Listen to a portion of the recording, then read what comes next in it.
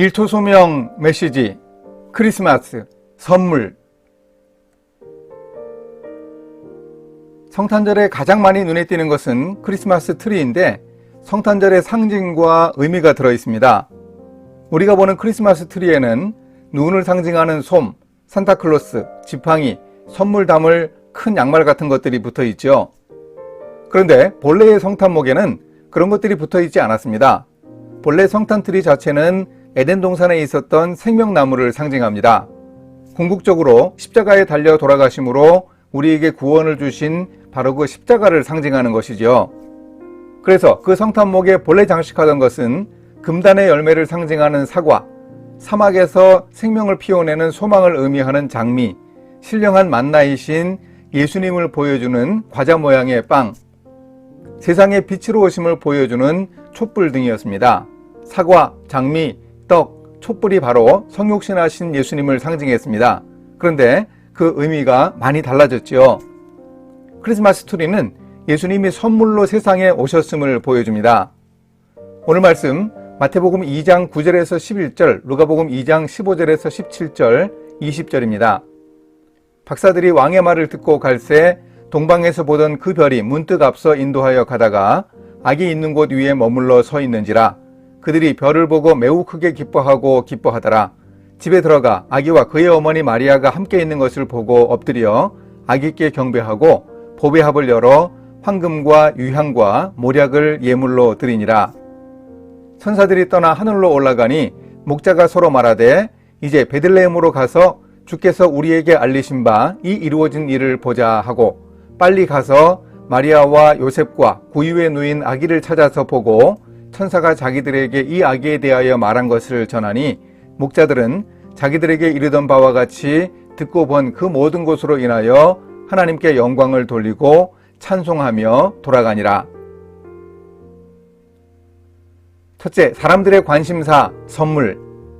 사람들의 관심사는 바로 선물입니다. 사람들은 선물에 관심이 있습니다.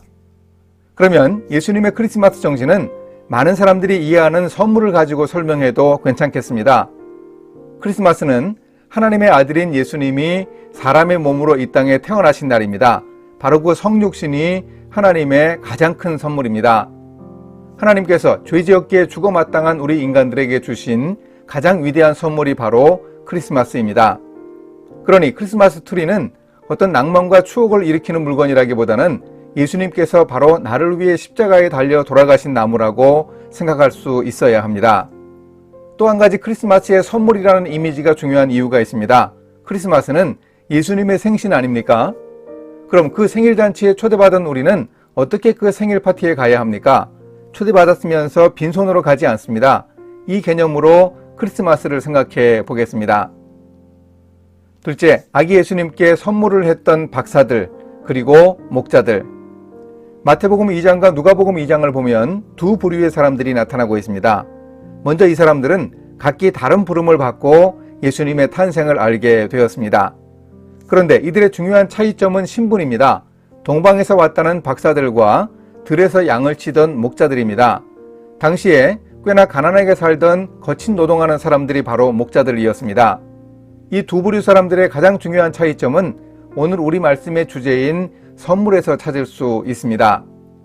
박사들은 황금과 유향과 모략을 가지고 왔습니다.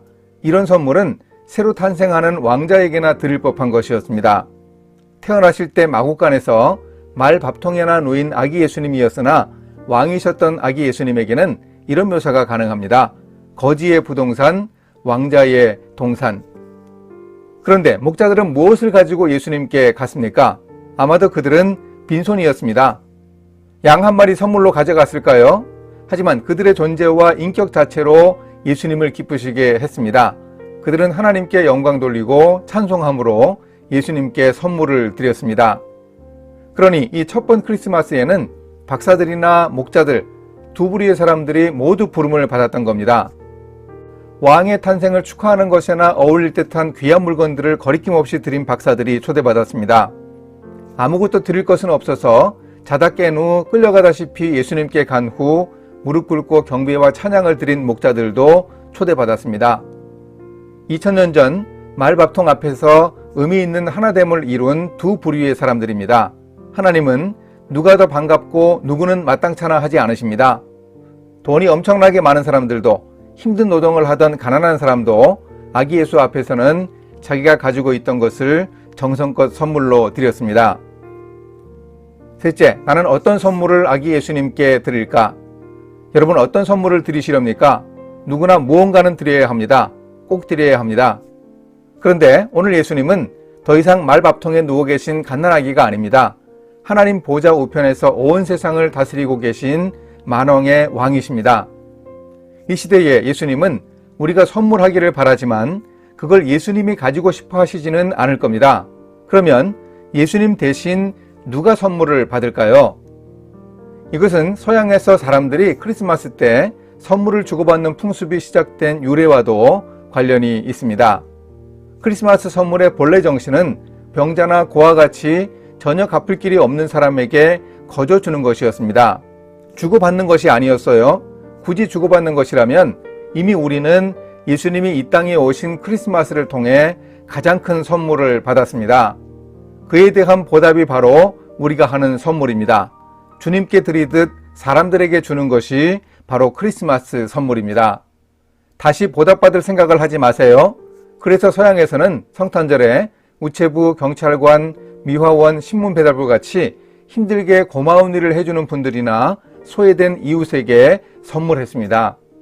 이런 선물이 예수님의 오심을 축하하고 감사하며 받은 사랑을 세상으로 확산하는 방법이었습니다. 이 세상에서 가장 큰 선물을 받은 크리스마스입니다. 우리는 바로 이 크리스마스를 상징하는 그 선물에 대한 부담을 느껴야 합니다. 지금 세상은 선물이 필요한 때입니다. 모여서 함께 하기도 쉽지 않은 때입니다. 과연 우리는 예수님께 받은 선물에 보답하기 위해 누구에게 어떤 선물을 할 것인가 생각해 봅시다. 하나님이 감동을 주셨으면 기쁜 마음으로 선물하십시오. 모르게 익명으로 하면 어떻습니까? 더욱 바람직하지요. 크리스마스의 본래 의미를 회복하는 것은 이렇게 받은 것에 대한 감사의 선물로 보답하는 방법입니다. 함께 기도하십니다. 하나님, 독생자 예수 그리스도의 탄생이 하나님의 귀한 선물입니다. 크리스마스 트리는 예수님이 우리 위에 달려 돌아가신 또 하나의 나무 십자가를 보여줍니다. 이런 귀한 선물을 받은 우리가 세상 사람들을 향해 선물할 수 있도록 인도해 주소서. 위로와 치유가 필요한 이 땅에 귀한 선물을 나누게 하소서. 예수님의 이름으로 기도합니다. 아멘.